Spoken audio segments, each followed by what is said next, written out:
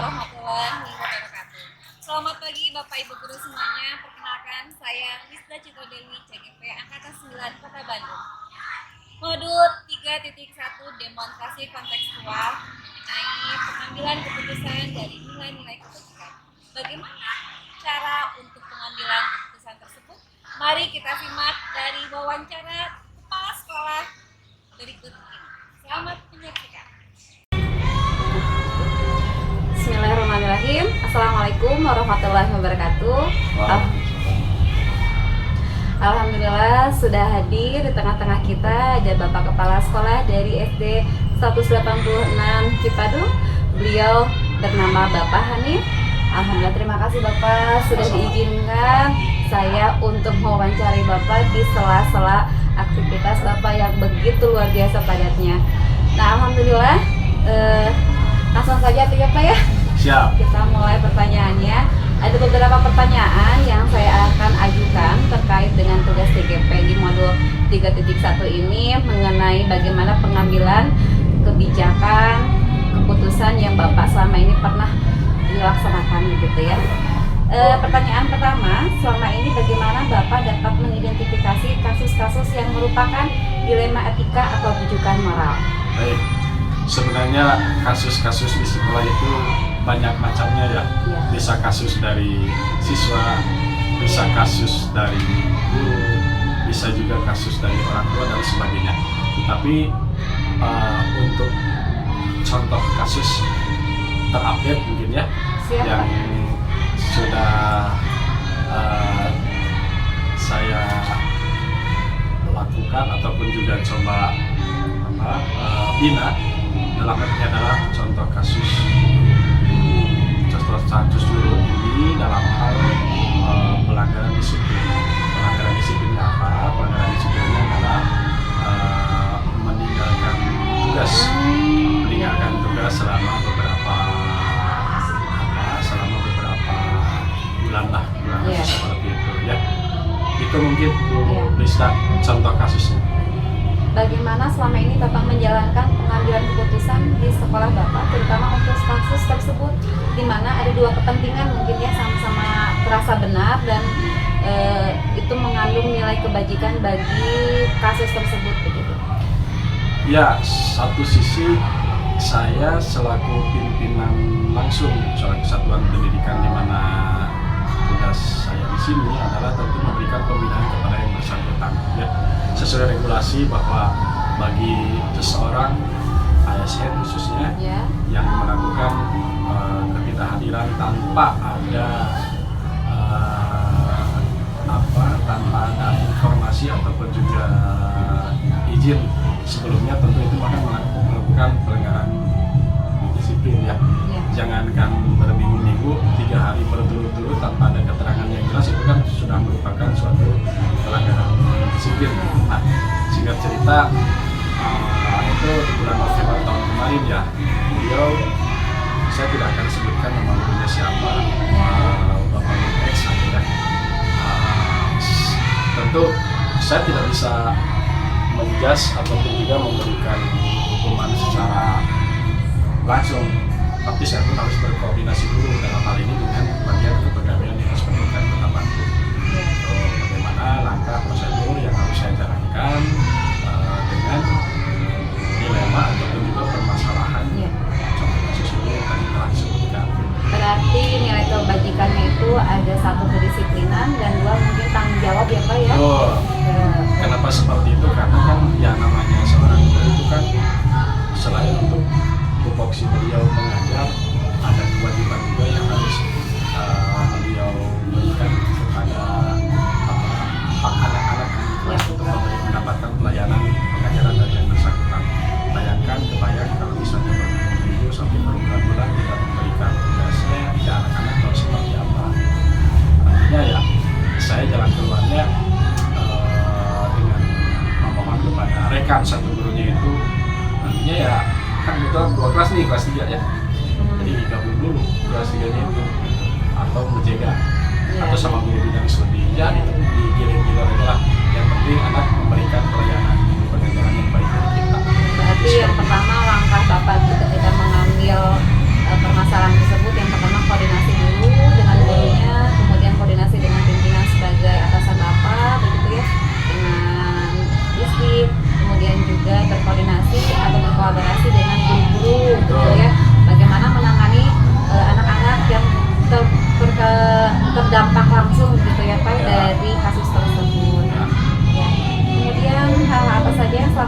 Bapak anggap efektif dalam pengambilan keputusan terhadap kasus dilema etika tersebut?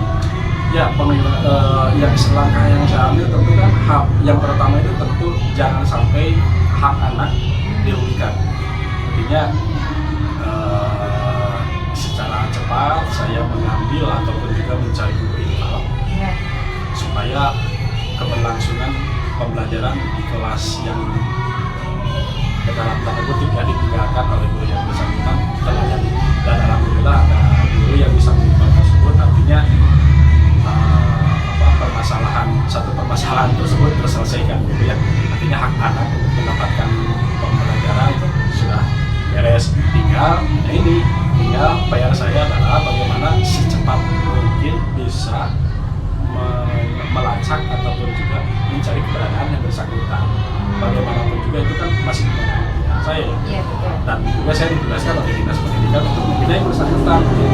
Dan kita juga boleh sudah hal ini saya sudah laporkan dan saya sudah membuat SP1 dan SP2 sesuai ketentuan ya, karena kalau seperti itu kan harus dibuatkan surat peringatan dari pimpinan langsung. SP1 saya udah buat, tidak ada itikat baik dari yang bersangkutan, itu 1 minggu tidak datang, buat lagi SP2, terus masih belum datang juga, barulah terakhir saya langsung memberikan ataupun membuat berita acara bahwa saya sudah memberikan SP1, SP2 kepada yang bersangkutan, tetapi tidak ada itikat baik dari yang bersangkutan. Akhirnya saya serahkan ke dinas pendidikan Kota Bandung, dan dari dinas pendidikan Kota Bandung dalam hal ini Kabupaten menyarankan bahwa ya wayahna itu kan bagian dari tanggung jawab pimpinan, dalam ini saya. Iya. Mau tidak mau, suka tidak suka, ya lacak cari. Dan alhamdulillah Jumat kemarin ketika cuti bersama dia ketemu, ya saya konfirmasi dan saya minta hari Senin untuk datang ke sekolah.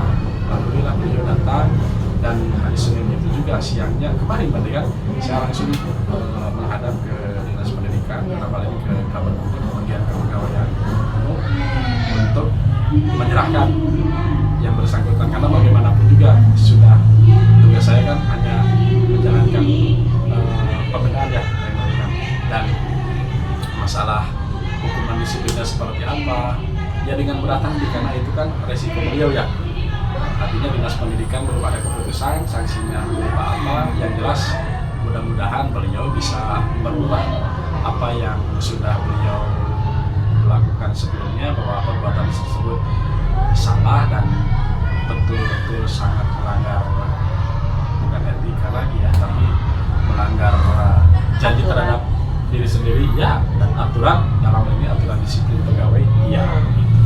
Nah, bagaimana hal terberat yang merupakan tantangan bagi Bapak itu ketika menghadapi persoalan yang seperti itu, tantangan terberatnya? Ya, tantangan terberat bagi saya tentu mencari keberadaan beliau ya, Bu Lisda. Saya sampai jangan kalau yang mungkin beda-beda apa ya, beda-beda kebijakan juga. Mungkin kebijakan saya bisa berbeda dengan yang lain. Tapi kalau saya kan bagaimanapun juga itu merupakan guru itu boleh dikatakan sebagai anak kita juga kan di sekolah gitu ya. Nah tentu saya mencari keberadaan beliau ke rumahnya, mendelegasikan kepada guru, menanyakan, melacak nomor handphonenya kan ganti, terus katanya handphonenya hilang dan sebagainya ya, entahlah gitu ya. Yang jelas lost kontak sama sekali. Ya itu sih tantangan terberatnya, mencari keberadaan beliau yang sampai berbulan-bulan. Ya itu begitu ketemu hari Jumat kemarin, itu merasa apa ya, ada secerca harapan gitulah. Dan tentu saya selaku pimpinannya juga, siapa sih yang menginginkan gurunya ataupun juga bawaannya mendapatkan hal yang kurang mengenakan ya. Hukuman disiplin terberat itu diberhentikan secara tidak hormat, itu kan hal yang berat, berarti presiden buruk bagi yang bersangkutan, apalagi termasuk di sekolah juga menjadi presiden juga. Nah tapi ya mudah-mudahan lah saya dengan usaha saya yang maksimal mencari kebenaran beliau. Setelah ketemu saya langsung akan kepada disitu. Ya mudah-mudahan bisa apa ya, seenggaknya apa yang tidak diharapkan itu tidak terjadi. Berarti selama ini Bapak sudah berusaha demikian rupa, dalam proses penyelesaian pun memerlukan waktu yang cukup luar biasa ya Pak ya, Ya. dalam ini proses perjalanannya. Nah kemudian adakah faktor-faktor yang selama ini mempermudah atau membantu Bapak dalam mengambil keputusan dalam kasus-kasus dilema etika tersebut? Ya tentu faktor yang yang mempermudah pengambilan keputusan yang saya jalankan ya tentu dari dinas pendidikan ini ya. Ada dukungan Ada berarti ya, dukungan. dukungan dari pimpinan. Dukungan dari pimpinan, dukungan dari rekan-rekan juga gitu. Dalam hal ini dukungan dari pimpinan dinas pendidikan ya menyerahkan sepenuhnya kepada saya untuk terus mencari kepada beliau. Dan saya pun harus koordinasikan sama pimpinan tersebut. Guru-guru juga dukungannya sangat luar biasa. Bagaimanapun beliau merupakan bagian dari keluarga kita juga, ya. Karena menyangkut menyangkut nasib kan ini Masa ya, depan. masa depan beliau, apalagi beliau selain kepala rumah tangga memiliki 4 anak, ya berat kan kalau seandainya mendapatkan mendapatkan sanksi yang cukup berat, ya pukulan telak lah bagi beliau. Ya, tapi bagaimanapun selaku pimpinan, ya mana mau sih ya mendapatkan anak buah Seperti ini. Ya makanya saya menempuh cari sana sini, cara sini. Kalau misalnya tidak peduli, mau apa sih mempertahankan guru yang sudah melakukan pelanggaran seperti itu. Tetapi ya kalau bicara seperti itu ya sudah ya ini kan benar salahnya itu ya. Tetapi kita juga harus melihat jasa ataupun juga kontribusi yang bersangkutan sebelumnya. Tidak ada masalah sih, beliau orang baik juga, bisa menjalankan tugas dengan baik. Ya mungkin karena ada faktor X atau permasalahan lain akhirnya terbawa-bawa. Ya, Setelah faktor pemicunya akhirnya imbasnya ya akhir dari tugas seperti itu. Nah, dari kasus tersebut ini adakah pembelajaran yang bisa Bapak petik begitu hikmahnya Jelas. untuk Bapak sendiri ataupun untuk kita semua sebagai guru-guru yang bekerja di Kota Bandung? Hikmah yang pertama, Bu Risda, hikmah yang pertama itu ya bahwa untuk semuanya, termasuk untuk saya juga, bahwa masalah itu kalau kita memiliki masalah, jangan lari dari masalah, tetapi harus kita hadapi. Hadapi ya, Pak ya. Itu yang pertama. Seberat Ya, apapun. seberat ya. apapun. Masalah itu jangan jangan menghindari lah, tapi harus kita hadapi. Itu hikmah yang pertama dari kejadian ini. Dan hikmah yang kedua adalah bahwa kita harus bisa profesional meskipun ada faktor X tadi yang menyebabkan ini, tetapi kita harus memiliki rasa tanggung jawab bahwa kita memiliki tugas dan tanggung jawab sebagai ASN, sebagai guru, apalagi wali kelas yang memiliki tanggung jawab untuk mendidik anak-anak di kelas kita. Kebayangkan kalau ditinggal, kita zolim terhadap diri sendiri, zolim terhadap anak kita, kepada orang tua, terlebih terhadap sekolah dan juga termasuk kepada pimpinannya. Itulah makanya begitu. Bertemu dengan beliau, ya wajarlah saya selaku orang tua mungkin memberikan warning yang sangat keras kepada beliau. Warning tentu untuk membangkitkan lagi Untuk kebaikan ya. warning kasarnya ya, emosi sesaat, meluapkan kekesalan sesaat, tetapi demi kebaikan dia juga. Makanya syukur dia dapat keadilan Ternyata luar biasa ya pengalaman Bapak sebagai kepala sekolah dalam pengambilan keputusan ini. Banyak hikmah yang saya pelajari, tentunya juga mungkin bisa kita ambil hikmahnya bersama. Dan saya rasa dari Bapak cerita tersebut, Bapak sudah menjalankan 9 langkah pengambilan keputusan, mulai dari identifikasi permasalahannya, siapa yang terlibatnya, bagaimana cara penyelesaiannya, apakah termasuk dengan regulasi hukumnya ada ataukah benar atau salahnya. Kemudian dari 3 prinsip ini penyelesaiannya Bapak sudah menjalankannya. Apa saja 3 prinsip itu? Ada 1 prinsip penyelesaian akhirnya, kemudian keteraturan berdasarkan peraturannya, yang ketiga adalah penyelesaian secara rasa kepeduliannya sudah ada. Kemudian dari 4 paradigma penyelesaian dilematika etika moral, Bapak sudah ada 2 tahap. Mungkin yang pertama yaitu berpikir mengenai jangka pendek, jangka panjangnya. Kemudian yang kedua adalah, sebentar saya lihat dulu, ada kebenaran versus dengan kesetiaan. Nah, demikianlah hasil wawancara saya dengan Bapak Hanif selaku pimpinan Kepala Sekolah SD Negeri 186 Cipadu. Terima kasih Bapak atas kesediaan waktunya, dan ya, Assalamualaikum warahmatullahi wabarakatuh. Mohon maaf bila ada kesalahan dari saya ataupun Bapak ya. Terima kasih. Dah. Alhamdulillah, sekarang kita sudah berada di bersama kepala sekolah saya. Perkenalkan, beliau adalah Kepala selaku SPD. Alhamdulillah, pada kesempatan itu Ibu mendapatkan penghargaan yaitu sebagai kepala sekolah terbaik kedua. Ya, dan Ibu terima kasih kesempatannya telah mengizinkan saya wawancara lebih sedikit terkait dengan pengambilan keputusan dalam pelaksanaan Ibu sebagai kepala sekolah. Ada beberapa pertanyaan terkait dengan kasus yang pernah Ibu alami, Ibu tangani di sekolah itu, pengalaman Ibu selama Ibu mengabdi menjadi kepala sekolah. Boleh Ibu dimulai?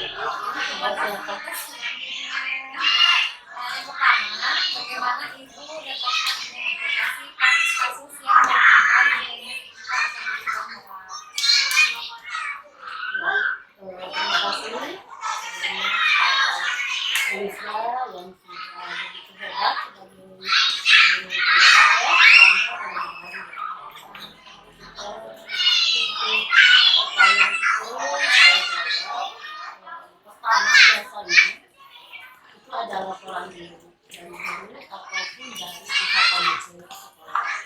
Dari laporan itu ditindaklanjuti apa penyebab dari masalah itu. Misalnya contoh saja dari tidak tisu, tidak lama itu, sebelum kita lebar kemana-mana, guru disarankan atau bukan disarankan, yang lebih diminta untuk apa sih gitu ya, jadi mendatangi kebetulan solusi ya, pertama datang dulu ke rumah siswa tersebut.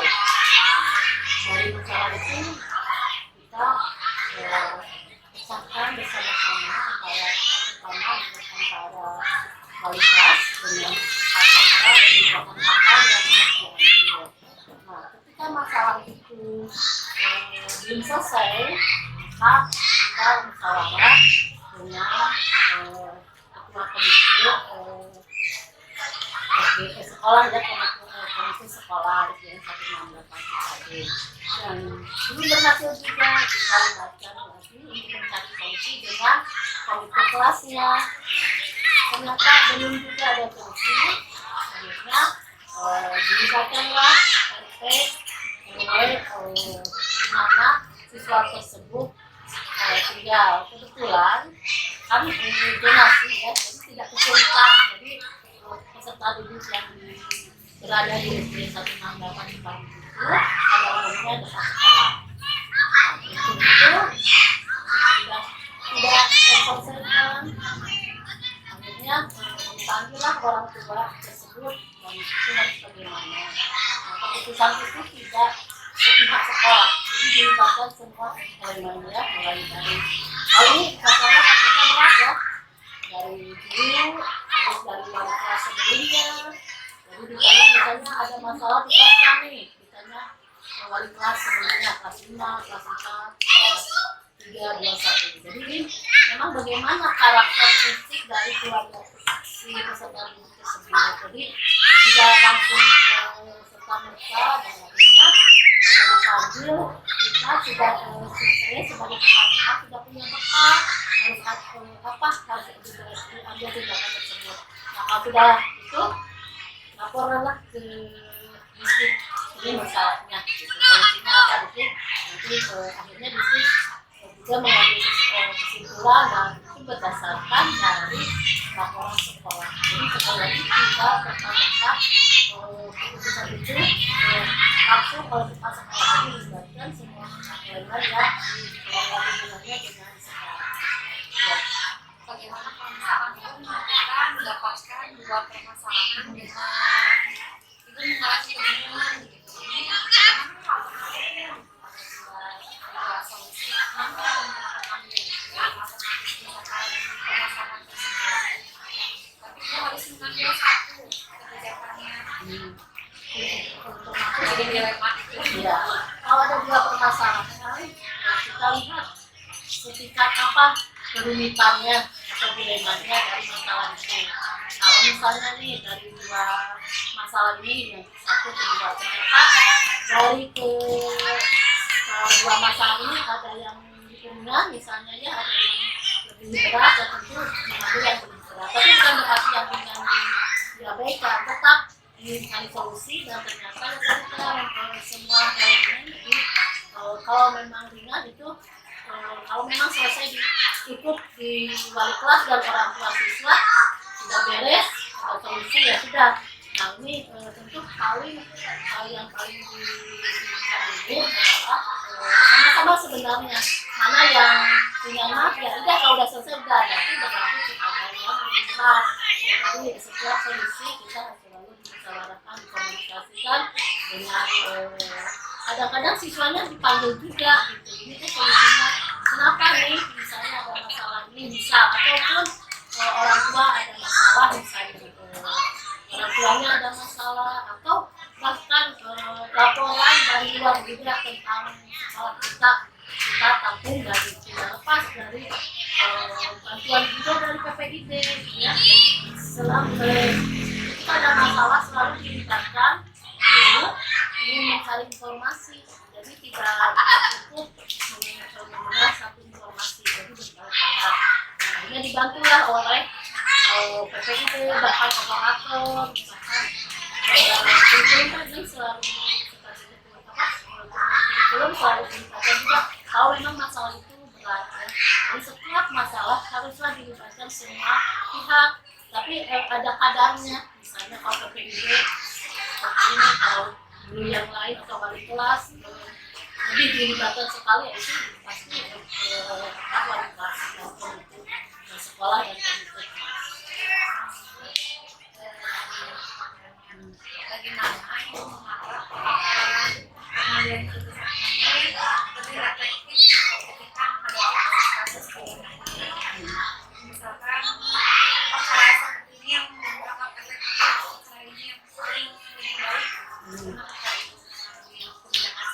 Ya, itu lebih kepada mendengarkan dulu ya. Jadi kita komunikasikan aja, dengarkan permasalahannya, terus kita juga lihat dulu nih, misalnya kalau permasalahan peserta didik ataupun misalnya ada permasalahan, jadi dilihat dulu latar belakangnya. Jadi dicari dulu informasinya, ya. Jadi dicari dulu informasinya. Ini kenapa bisa terjadi seperti ini ya? Terus tadi saya selalu ditanyakan kalau masalah siswa selalu ditanyakan kepada wali kelas sebelumnya. Tentu saja kalau wali kelas ini otomatis ini banyak yang ditanyakan wali kelas sekarang. Jadi laporan-laporan itu baik dari orang tua, dari wali kelas, dari sahabat, jangan langsung diambil kesimpulan atau diambil tindakan. Selalu mencari informasi yang bisa menegaskan atau bisa mengambil kesimpulan itu berdasarkan dari data catatan. Jadi tidak hanya karena subjektif, tapi lebih ke objektif. Oh, ini kesimpulannya. Nah, kita mau mengambil kesimpulan itu tidak langsung harus dikomunikasikan lagi. Ini baik juga apa efeknya kepada orang tersebut atau peserta didik tersebut. Dan ini juga selalu dikomunikasikan lagi ke distrik kalau memang itu tingkatannya berat ya. Tapi kalau memang dan bisa diselesaikan di sekolah, yang cukup di sekolah dan akhirnya itu menjadikan satu kekuatan ketika misalnya kita mengambil tindakan A, ternyata tindakan A ini ada yang protes ke sekolah ya, kita protes kan ke sekolah, kita punya data, oh ini kenapa kami tidak berdasarkan ini berbeda dengan aturannya atau perlu dikeluarkan undang-undangnya atau sebagainya. Jadi itu menguatkan, jangan lupa selalu dikomunikasikan, misalnya lewat foto, lewat berita acara, jadi lewat undangan dan sebagainya, supaya kalau terjadi dipermasalahkan di depannya selalu kan punya dokumen-dokumen supaya itu bisa menguatkan kita bahwa apa yang diambil tindakan itu sudah berdasarkan hasil musyawarah kesepakatan bersama, bukan kesepakatan atau bukan berdasarkan sekolah. Jadi betul-betul diambil sesuatu itu berdasarkan data-data yang ada. Jangan lupa selalu dikomunikasikan.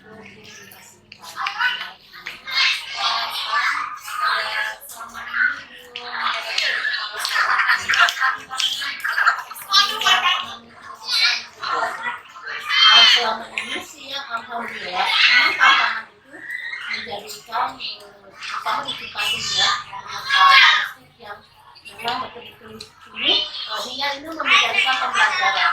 Jadi tidak hanya misalnya begini, ketika kita punya masalah kita baca kan sekarang banyak ya Google misalnya di YouTube atau apa saja lah, kita bisa melihat, bisa membandingkan kalau masalah ini gini ya.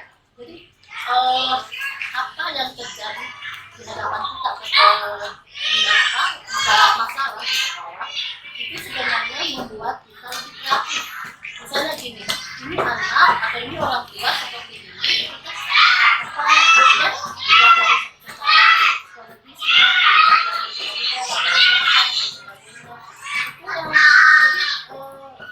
buat saya pribadi itu lebih banyak saya bersyukurnya apa? Karena apa? Untuk meningkatkan ya, lebih meningkatkan pelayanan pendidikan kepada siswa kita. Karena apa? Dari masalah itu bisa kita belajar apa yang harus kita lakukan, dan guru juga sama-sama belajar. Oh begini ini ya. Bagaimana satu apapun masalah yang dihadapi itu ada sesuatu yang kita lebih baik lagi. Karena dari situ kita belajar apa yang baik misalnya. Jadi seberat apapun, seringan apapun, tentu selalu ada komunikasi dengan semua pihak, warga sekolah, bahkan kalau bisa, kalau memang itu diperlukan dengan lingkungan, jadi pejabat lingkungan, jadi kewilayahan. Selanjutnya ketika ibu memiliki sebuah jadwal dalam sebuah apakah ibu langsung menyelesaikan atau memiliki sebuah jadwal menyelesaikan,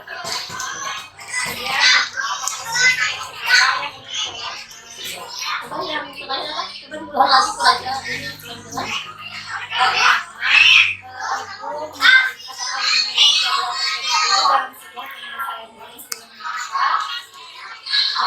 Apakah ibu langsung menyelesaikannya di tempat atau memiliki sebuah jadwal untuk menyelesaikannya, untuk apa prosesnya seperti apa yang Kalau jadwal tidak ditentukan, jadi sesuai dengan keadaan ya, misalnya sesuaikan dengan jadwal saya, misalnya harus ada rapat, harus ada kegiatan di luar di sekolah.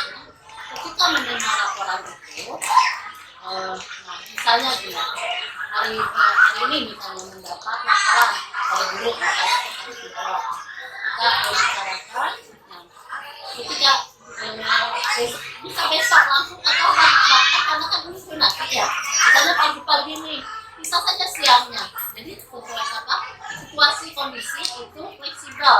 Jadi tidak dijadwalkan secara misalnya setiap hari Jumat atau setiap hari Senin atau setiap hari apa, tidak.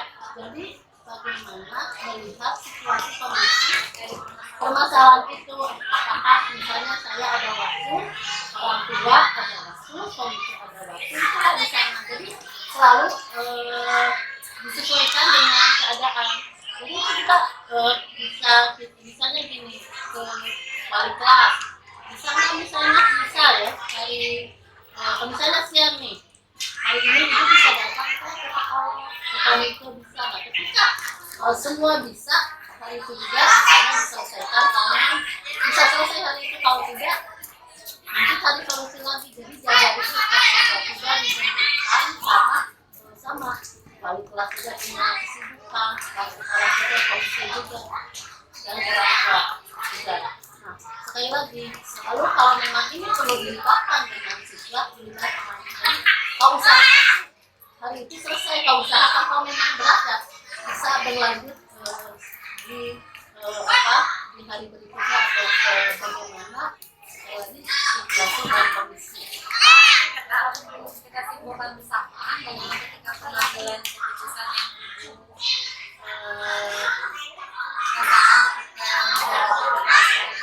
pertama kita harus mengetahui laporannya seperti apa, kemudian baru kita identifikasi masalahnya bagaimana, cara solusinya bersama-sama dan mulai dari guru,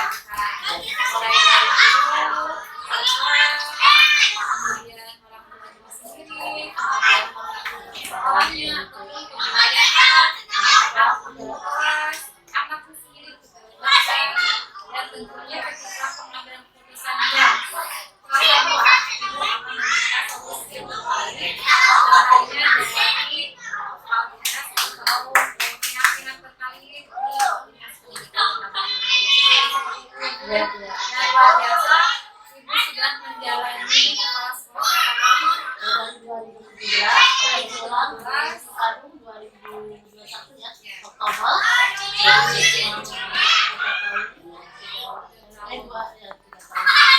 Dan luar biasa pengalamannya patut kita contoh karena memang tidak mudah ya menjadi kepala sekolah itu, banyak hal yang seharusnya kita pelajari bersama-sama, kita patut contoh. Jadi terima kasih Dan jangan lupa ya, selalu diaplikasikan.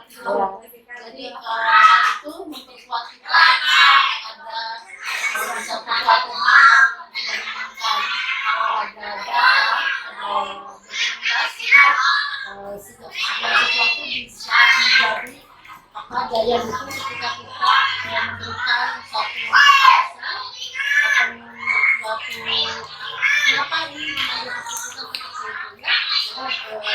Jadi sesuatu didokumentasikan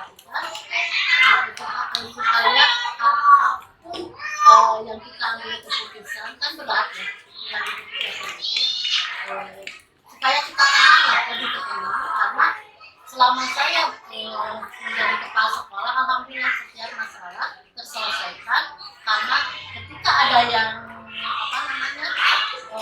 protes lah intinya ya atau bagaimana, kita punya kekuatan dengan dokumentasi itu, dan alhamdulillah bisa orang-orang yang protes itu bisa mengerti. Jadi tantangan kepala sekolah sebenarnya satu, tadi ya ketua sudah dikomunikasikan, kondusif dengan guru, dengan komite sekolah, komite kelas, para orang tua siswa, bahkan siswa dengan siswa, dan jangan kalah pentingnya dengan ulang komunikasi yang baik, supaya ketika ada permasalahan seberat apapun, insya Allah rasanya ringan karena dibantu oleh pengawas. Itu saja mungkin ya, bisa mudah-mudahan bisa dilancarkan ya. Untuk menjadi seorang kepala sekolah tidak mudah, tapi ada satu seni memanage itu yang membuat kita merasa bangga ketika ada permasalahan bisa diselesaikan dengan baik ya, dan selamat. Mudah-mudahan sekali lagi